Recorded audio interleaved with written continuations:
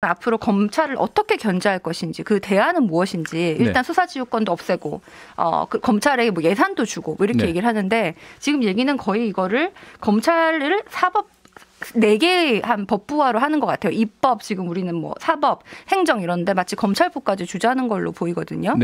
뭐 예산도 주자. 그다음에 예산 편성권도 주자. 그다음에 뭐 이렇게 지금 얘기하는 거는 대통령이 직접 검찰을 직접 지휘하겠다. 오히려 이렇게 보이기 때문에 지금 윤석열 후보가 주장하는 것은 오히려 검찰의 중립성을 해치고 검찰의 견제 기능도 없애고 이렇게 보입니다.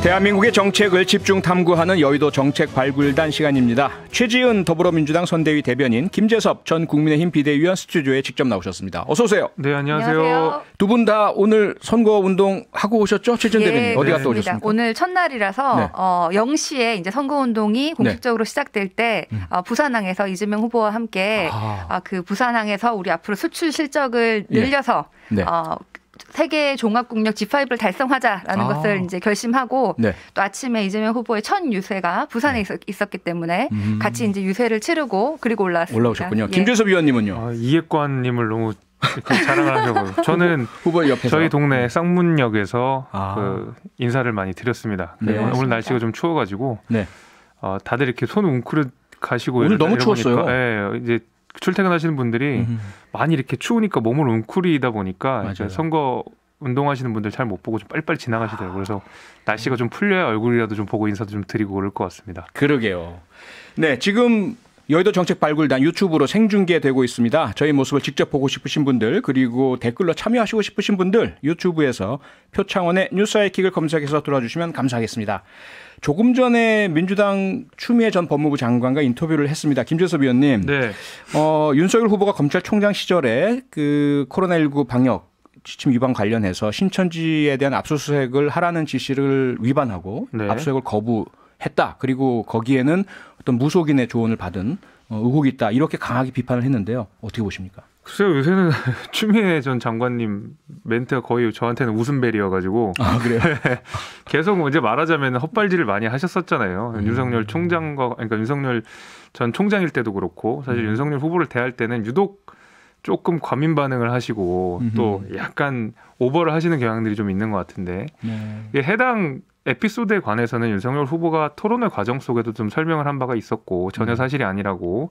그다음에 국민의힘 입장에서도 그것은 전혀 사실이 아니고 보건복지부 방침에 따라서 이루어진 것이기 때문에 그런 식으로 좀 허위 사실들 유포하지 마라라고 해서 고소고발이 이루어진 상태라서 사실 추미애 전 장관 같은 경우에는 그냥 뭐 언론 보도 기사 내지는 뭐 누가 카더라를 가지고 말씀하신 내용이라서 저는 사실관계도 맞지 않고 이 선거 기간에 굳이 꺼낸 카드가 또 신천지라서 대단히 저는 이 정치의 수준을 굉장히 낮게 만드는 그런 발언이다 생각합니다. 추미애 장관 말고 홍준표, 국민의힘 홍준표 전에 후보 시절에도 본인이 여론조사에선 이기지만 당원 투표에서 떨어진 것이 신천지 11만 표가 조직적으로 동원됐다라는 말씀을 하셨어요. 그리고 여러 가지 정황을 봤을 때는 뭔가 윤 후보하고 신천지하고 뭔가 좀 관련된 것이 아닌가라는 의혹을 받을 만한 상황들은 있습니다.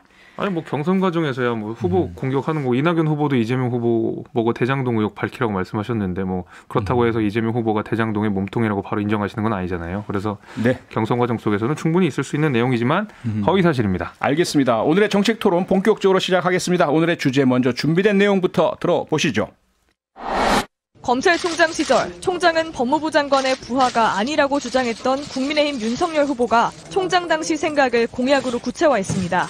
검찰의 독립과 정치적 중립성을 더욱 강화하겠습니다. 이를 위해 법무부 장관의 구체적 사건에 대한 수사 지휘권을 폐지하겠습니다. 여당은 문재인 정부 보복수사 선언에 이은 대한민국 검찰제국 선포라고 맹비난했습니다. 이재명 후보는 SNS에 민주공화국 예스, 검찰제국 노라며 강한 반대 입장을 밝혔고, 우상호 총괄선대본부장도 검찰 권력에 날개를 달아줘 검찰제국의 초대 황제로 등극하겠다는 선언이라고 날을 세웠습니다. 네, 어제 윤석열 후보가 사법개혁 공약을 발표했는데요. 현 정부의 방향과 정반대인데다가 쟁점인 부분이 많습니다. 김재섭 위원님, 우선 윤 후보의 개혁 공약, 검찰의 독립성 더 강화돼야 한다, 이런 측면인 거죠? 그렇죠. 이제 독립성이 강화돼야 된다고 이제 주장을 하시는 거고 네. 그게 이제 다분히 추미애 전 장관이 아까 인터뷰를 하셨던 수사지휘권을 남용한 데서 비롯됐다라고 생각이 됩니다. 네. 사실 이제 검찰이라고 하는 조직이 어떤 정치의 시녀라는 오명들을 둘러싸고 늘 이제 그런 비판들을 받아왔고 예. 때로는 정치적으로 많이 이용이 됐고 국민의힘이 꾸준하게 비판해왔던 것처럼 예를 문재인 대통령이 검찰을 이용해서 그러니까 본인에게 그다음 민주당에 유리한 수사들을 좀 해왔고 국민의힘에게 불리한 수사들을 해왔다라는 이제 지적들이 좀 있었고 검찰의 독립성과 관련된 내용들은 사실 어느 정부에서나 늘 문제가 되었던 그 이슈이기 때문에 예. 검찰의 독립성을 좀 확보할 필요가 있다. 그 중에서 법무부에서 검찰을 통제하는 수단 중인 그다음에 그것이 추미애 장관이 특히 문제되었던 네. 수사지휘권에 대한 폐지를 검토해야 된다라고 이제 말씀을 하신 겁니다. 최재훈 대변인, 그러니까 국민의힘에서는 그동안 검찰의 독립성이 문제였다. 그것을 검찰의 독립성을 해치는 것이 정치 권력의 지시고 지휘고 개입이고 통제였다. 그래서 이것을 독립성 강화라는 방향으로 개혁을 해야 한다는 입장인데 이재명 후보는 이런 방향에 대해서 SNS에 검찰 제국 노 이렇게 강하게 비판을 네. 했습니다. 어떻게 평가하세요? 저는 윤석열 후보가 제기한 검찰의 독립성, 정치적 중립성의 필요에는 당연히 동의를 합니다. 네. 그런데 그러면 이 검찰은 도대체 누가 견제를 하냐? 이게 첫 번째 의문이 들고요. 예. 그동안 우리가 뭐 과거에 인권 운동하시는 분을 고문한 뭐 공안검사뿐만 아니라 최근에도 네. 박영수 특검이라든지 곽상도 전 의원 등 다 돈을 받고 죄 지은 사람들을 기소를 하지 않거나 뭔가 도와줬다는 의혹이 지금 나오고 있잖아요. 네. 그러니까 유전무죄다 이런 얘기까지 나오는데 검찰이 돈을 받고 잘못된 행동을 하는 경우나 검찰이 적절하지 않은 행동을 할 때 그것은 누가 견제하냐. 그게 이제 한 가지 문제고요. 두 번째 문제는 윤석열 후보가 과연 검찰의 정치적 중립성을 달성할 수 있는 적절한 사람인가라는 질문이 드는데 네. 본인의 한동훈 검사인가요? 예. 본인의 측근한테 뭐 독립운동하듯이 수사하는 사람이다. 이렇게 언급을 하는데 그런 분을 만약에 정권을 잡으면은 검찰의 고위직에 앉힌다든지 또 김건희 씨 같은 경우에도 한동훈 씨와 뭐 통화를 하면서 뭐 제보할 거 있으면은 뭐 나한테 해라 내가 한동훈한테 전달할게 이런 식으로 발언을 했는데 네. 그러면은 거의 뭐 검찰을 사유하지 않을까? 윤석열 후보가 만약에 대통령이 된다면은 어떻게 검찰이 중립적일 수 있을까? 그래서 오히려 비검사 출신이 검찰의 정치인이 됐을 때 검찰의 중립성을 이룰 수 있지 않나 이런 의문이 들거든요. 네. 그래서 이 윤석열 후보의 문제 제기에는 동의를 하지만 네. 그거는 이재명 후보도 마찬가지지만 윤석열 후보가 제안한 그 방식은 네. 오히려 검찰 공화국을 만드는 것이다. 검찰의 아주 무소불위 권력을 더 강하게 만드는 방법이라고 보입니다. 자, 그렇다면 문제의식은 같습니다. 양 후보나 두 분이나 검찰의 독립성, 중립성에 문제가 많았고 이것은 개혁해야 한다. 그러면 방식은 윤석열 후보의 어떤 검찰의 독립성 강화, 법무부 장관의 수사지휘권 폐지 이 방식은 오히려 검찰 독재로 가는 것이다. 그렇습니다. 그렇다면 이재명 후보의 개혁 방안은 어떤 것입니까? 네, 일단 검찰의 지금 현재 좀 검찰의 권력을 오히려 좀 없앨 필요가 있다. 이렇게 축소할 필요가 있다. 이렇게 보이는데요. 예. 오히려 이재명 후보는 이 문제의식을 가지고 우리가 이 문제의식은 많은 국민들이 지금 공유를 하는데 예. 여기서 이 문제의식을 해결하는 방법에서 오히려 우리가 너무 미온적이었다. 더 지금까지보다도 훨씬 더 선명하게 개혁을 했어야 됐다라고 생각을 하십니다. 네. 그래서 현재의 검찰과 경찰은 여전히 정권 교체 시마다 좀 정권에 편승하는 경향이 있었다는 문제의식을 가지고 있고 예. 그래서 검찰의 무소불위 기소권을 견제할 제도적 장치가 필요하고 네. 또 검사만이 기소를 할 수 있는 것에 대해서도 조금 더 장치가 필요하다고 생각을 합니다. 예. 수사와 기소의 분리 1차적으로는 검찰 내부에 수사와 기소의 권한을 분리하는데 보다 장기적으로는 이거를 또 다른 분리한 청을 만드는 것도 고려해 볼 수는 있는 일이라고 보고요. 네. 기소 배심죄, 국민이 배심원으로 기소 여부를 판단한다든지 네. 기소 법정주의, 일정 요건이 구비되면 기소 재량 없이 바로 기소가 되는 것. 이게 제가 이번에 알았는데 독일에서는 이렇게 하기 때문에 검사가 예. 굉장히 중립적으로 이렇게 되고 있다고 네. 이렇게 들었습니다. 그래서 네. 검사한테 일정 요건이 구비되면 기소 재량을 주지 않는 네. 이런 것들이 있고 이 외에도 검찰에 대한 좀 민주적 통제 검사장을 직선한다든지 예. 권익위 조사 대상에 검사를 포함한다든지 네. 공수처도 마찬가지로요 포함하고 예.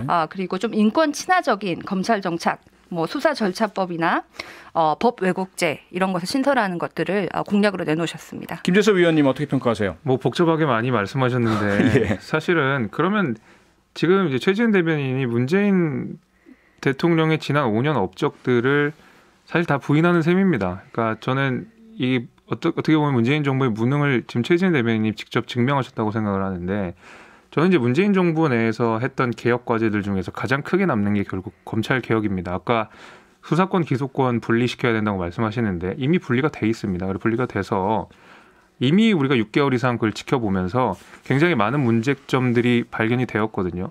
뭐 이 수사가 굉장히 적체가 된다든지 내지는 어떤 기소라든지 아니면 검찰의 수사가 굉장히 미진해진다든지 그러니까 여러 가지 문제점들이 많이 발생을 했기 때문에 사실은 5년 동안 검찰개혁이라고 이야기를 하고 나서도 다시 한번 검찰개혁 내지는 문재인 정부의 검찰개혁 그 기조로 그대로 따라간다는 것은 사실 실패를 그대로 답습하는 길이라고 생각이 되고 저는 이제 민주당 하나 비판하고 싶은 부분도 이런 거예요. 아까 전에 좀 덜해서 그런 거 아니냐라고 말씀하시는데 딱 이게 문재인 정부도 그랬죠. 예를 들면 노무현 대통령 때 부동산 정책 굉장히 실패했다는 비판 많았으니까 문재인 정부 들어서자마자 그때보다 더 세게 해야 된다 이거 더 쪼이니까 사실 부동산 더 올랐죠. 더 안 좋아졌죠. 마찬가지입니다. 검찰 개혁을 해서 안 좋은 부분들이 분명히 보이잖아요. 공수처도 사실 만들어 놓고 뭐 유명무실하고 야수처냐, 야당 수사만 하는 거 아니냐라는 비판 계속 받고 있고 기소권, 수사권 분리시켰더니 여러 가지 또 문제점 나오고 있고 이런 문제점들이 계속 있는데 그거 계속 강화하겠다라고 하는 것은 이것을 다시 개선할 생각을 해야지 그걸 어떻게 더 강화하겠다. 이제 이런 방식으로 가는지는 사실 잘 모르겠고 검찰 견제 받아야 됩니다. 견제 받아야 되고 거기에 대해서 저도 동의를 하는데 그거 하기 위해서 사실 공수처 만든 거 아니겠습니까? 그리고 기소권, 수사권 독립시킨 것이고 그리고 나서 수사지휘권을 우리가 법무부 장관 수사지휘권을 박탈한다고 하더라도 법무부 장관은 그 검찰총장에게 징계 청구권이 있습니다. 그 징계 청구권이 있기 때문에 그다음에 인사권이 검찰총장이 혼자 하는 게 아닙니다. 법무부 장관이랑 협의를 해서 할 수 있도록 돼 있기 때문에 어느 정도 견제 장치가 있습니다. 특히 이제 수사지휘권이라고 하는 것이 우리들 이번에 제일 큰 문제가 됐었는데 네. 수사지휘권이 7번인가 우리 헌정사상 7번인가 8번인가 했는데 그중에서 그 추미애 장관 한 번 빼고 다 발동하신 거잖아요. 윤석열 총장을 향해서. 그래서 제가 지금 드리는 문제점은 수사지휘권이라고 하는 것이 처음에 우리가 재헌헌법에 들어올 때 의의가 있었죠. 검찰에 대한 제어라고 했는데 그것이 남용됐을 경우에는 우리가 걷잡을 수 없는 큰 문제가 발생한다라는 네. 문제의식 때문에 어차피 우리랑 거의 형사체계가 비슷한 일본 같은 경우에는 수사지휘권이 역사상 딱 한 번 발동됐고 그나마도 사문화됐습니다. 그러니까 우리도 마찬가지로 사실상 천정배 장관이 옛날 전 장관이 수사지휘권을 발동한 이후로 한 번도 사용되지 않았던 수사지휘권이 굉장히 문재인 정부 내에서 그다음에 추미애 장관 내에서 너무 많이 남용됐다. 이런 문제점들을 지적하면서 폐지로 가는 것이 장기적으로 맞다. 이제 이 말씀을 하시는 것 같습니다. 네, 지금 뭐 검찰개혁, 사법개혁하면 워낙에 방대한 분야라서 이거 하나하나 얘기하자면 시간이 뭐 저희가 감당을 못하고요. 네. 지금 김재섭 위원께서 마지막에 제기해 주신 그 법무부 장관의 수사지휘권 부분 실제로 처음에 만들 땐 필요한 견제 장치였을지는 모르겠지만 너무 남용됐다. 그래서 이것이 오히려 없어지는 게 낫겠다라는 평가는 어떻게 보세요? 최지은 대변인. 이 수사지휘권은 1949년에 검찰청법 제정 이후에 2005년이 돼서야 처음에 발동되었다고는 하거든요. 네. 그 전에는 우리가 그 독재주의 국가에서 이런 것을 검찰에게 수사지휘권을 발동할 생각조차 못한 것이죠. 필요조차 없었다. 예, 필요가 있었는데 하지 않은 것으로 보이고요. 예. 우리가 좀 민주화가 덜 됐기 때문에. 네. 그리고 이런 적폐에 대해서 검찰이 막강한 권한을 견제할 필요는 있는데 이것을 검찰이 공정성을 상실했기 때문에 발의한 것으로 보이는데 네. 그러면은 윤석열 후보 같은 경우에는 그러면 앞으로 검찰을 어떻게 견제할 것인지 그 대안은 무엇인지 일단 수사지휘권도 없애고 그 검찰에 뭐 예산도 주고 뭐 이렇게 얘기를 하는데 지금 얘기는 거의 이거를 검찰을 사법 4개 한 법부화로 하는 것 같아요. 입법 지금 우리는 뭐 사법, 행정 이런데 마치 검찰부까지 주자는 걸로 보이거든요. 네. 뭐 예산도 주자. 그다음에 예산 편성권. 예산 편성권도 네. 주자. 그다음에 뭐 이렇게 지금 얘기하는 거는 대통령이 직접 검찰을 직접 지휘하겠다. 오히려 이렇게 보이기 때문에 예. 지금 윤석열 후보가 주장하는 것은 오히려 검찰의 중립성을 해치고 네. 검찰의 견제 기능도 없애고 네. 이렇게 보입니다. 그래서 지금 우리가 검찰 개혁에 대해서 그럼 그 부분만 먼저 네. 짚어보죠. 김재섭 위원님, 네. 오히려 법무부 장관의 문민 통치라고 흔히 이야기하는 네. 수사 지휘권을 없앤다는 것은 검찰총장의 무소불위 권력을 견제 장치 없이 놔두는 건 아니냐, 이 부분은 어떻게 보세요? 사실 이제 검찰 내 견제 기능이 분명히 필요하다고 생각이 됩니다. 그 중에 하나가 이제 내부의 공수처, 견제. 예, 그럼 예. 네. 그 중에 하나가 이제 공수처인 것이고 공수처에도 검찰을 수사할 수 있잖아요. 그래서 네. 검찰을 견제할 수 있을 만한 장치가 필요하다라고 해서 만들어진 게 이제 공수처고. 사실 이제 아까 조금 전에 말씀드린 것처럼 수사지휘권이 없어진다고 해서 법무부 장관 수사지휘권이 없어진다고 해서 법무부 장관이 검찰에 대한 견제를 못하는 것이 아닙니다. 인사권이라는 면이 분명히 크고요. 예산 편성권도 사실 지금 법무부 장관한테 있지 않습니까? 예산 편성권 주자는 거죠. 독자적. 네, 이제 그것도 이제 주자는 거지만 현재로서는 현재로서는. 아직까지는 법무부 장관이 가지고 있기 때문에 네. 이제 그런 게 있고. 네.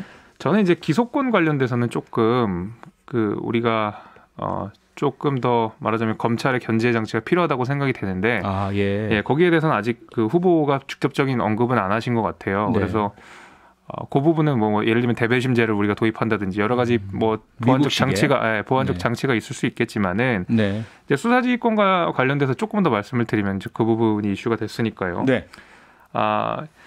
이게 우리가 수사지휘권이 그 당시에 이제 천정배 장관이 발동했을 때는 그 강정구 교수였나요? 그렇죠. 거기에 대한 기소와 불구속과 구속 요거를 좀 정하느라고 예. 당시에 이제 우리가 수사지휘권을 활용했던 거거든요. 굉장히 그냥 약간 미시적인 문제고 정치적 판단이 고려되는 문제입니다. 그러니까 구속할지 여부. 근데 이 추미애 장관이 했었던 것은 어떤 식으로 남용이 됐었냐면 당시에 이제 추미애 장관이 한 7번인가 6번의 그 수사지휘권을 발동을 했는데 그 중에서 예를 들면 윤석열 후보의 측근, 그러니까 가족들에 대한 수사를 윤석열 후보가 안 한다는 이유로 수사지휘권을 발동했었잖아요. 네. 근데 사실 그때 정확한 사실관계를 보게 되면 윤석열 후보가 가족들에 대한 수사하기 때문에 내가 손 떼겠다 해서 특임 검사를 이미 임명을 한 상황이었었어요. 그런 상황에도 불구하고 독립적으로 수사를 하라고 난 이거 관여 안 하겠다 하고 특임 검사까지도 임명을 한 상황에서 추미애 장관은 수사지휘권을 발동했습니다. 과연 이게 맞는 일이냐? 수사지휘권이 말씀하신 대로 처음에는 법무부가 검찰청을 그 부분 한번 짚어보죠. 맞지만, 그 부분 네. 최 전 대변인 추미애 법무부 장관 당시에 검찰총장에 대한 법무부 장관의 수사지휘권이 양쪽으로도 너무 많이 남용이 되었고 그 내용도 편향적이었다, 옳지 않았다, 이 부분은 어떻게 보세요? 뭐 저는 거기에 대해서는 제가 수사지휘권이 만약에 남용될 수 있다고 하면 예. 추미애 장관이 남용했다는 것이 아니라 그러면 그것을 어떻게 더 잘 앞으로 할 수 있을까를 대안을 만들어야지 수사지휘권 자체를 폐지하는 것이 답인가 이런 생각이 듭니다. 네. 공수처도 마찬가지고요. 예. 지금 공수처가 기능을 잘 못하고 있는 면이 있습니다. 네. 직원이 한 50명 정도라고 하는데 거기에 뭐 수사처 검사, 뭐 행정인력, 뭐 수사인력 해가지고 보통 그 지방에 있는 그런 검찰청의 지방검찰청 내부의 지청 수준의 인력을 가지고 있다고 하는데 이러면은 아직까지는 제대로 수사를 할 만한 충분한 여건이 갖춰지지 않았다고 보이거든요. 네. 그래서 이것을 더 하자라고 하는 것인데 예. 공수처 폐지도 검토하겠다 이렇게 네. 얘기를 하면은 우리 문재인 정부에서 했던 검찰개혁에서 미온한 점이 있다면 어떻게 보완할 것인가를 얘기를 해야지 그것을 다시 돌리는 것이 과연 옳은 것인가라는 그걸 생각이 보완할 듭니다. 걸로 따지면 검찰 내에도 검찰청법에 있어서 얼마든지 검찰총장을 견제할 수 있는 수단이 이미 다 있습니다. 그것을 우리가 조금 더 활성화시키고 여기에 대한 어떤 제도적 보완을 강화하는 편이 사실 좋은 것이지. 예를 들면은 지금 말씀하신 대로 뭐 수사지휘권 문재인 정부가 내놓았던 검찰개혁의 기조를 그대로 더 강화한다는 것은 사실 좀 개인적으로 좀 납득하기가 굉장히 어렵습니다. 알겠습니다. 네, 네. 뭐 양측이 어쨌건 그 검찰 개혁이라는 것이 필요한데 한쪽은 제도 그동안의 검찰 개혁 자체가 제도적으로 잘못됐기 때문에 제도적인 개혁을 반대 방향으로 해야 된다 이런 입장이신 것 같고요. 최 전 대변인 같은 경우는 그동안의 개혁의 성과를 지켜봐야 한다. 예, 좀 더 지켜보자. 공수처도 역시 충분한 인적 자원 등이 아직까지 주어지지 않은 상태이니까요. 뭐 이렇게 이제 정리를 좀 해보고요. 아마도 판단은 유권자들께서 하실 테니까 공약으로 나왔으니까요. 지켜보도록 하겠습니다.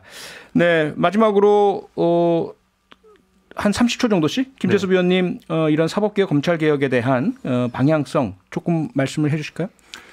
그러니까 검찰이 정치적 중립성을 가져야 된다에 대해서는 누구도 부인하기 어려울 것 같고 원칙에 동의. 그렇죠. 예, 제가 시간을 잘못 봐서 그 정도로 해야 될 것 같습니다. 예, 최준 대변인. 네, 저는 노무현 대통령께서 역사는 진보한다. 이것이 나의 신점이다라는 글을 쓰신 적이 있는데 역사는 검찰 진보한다. 개혁은 진보해야 합니다. 알겠습니다. 오늘 여의도 정책발굴단 여기서 마치겠습니다. 김재섭 전 국민의힘 비대위원, 최지은 더불어민주당 손대위 대변인 두 분이었습니다. 수고하셨습니다. 감사합니다. 고맙습니다.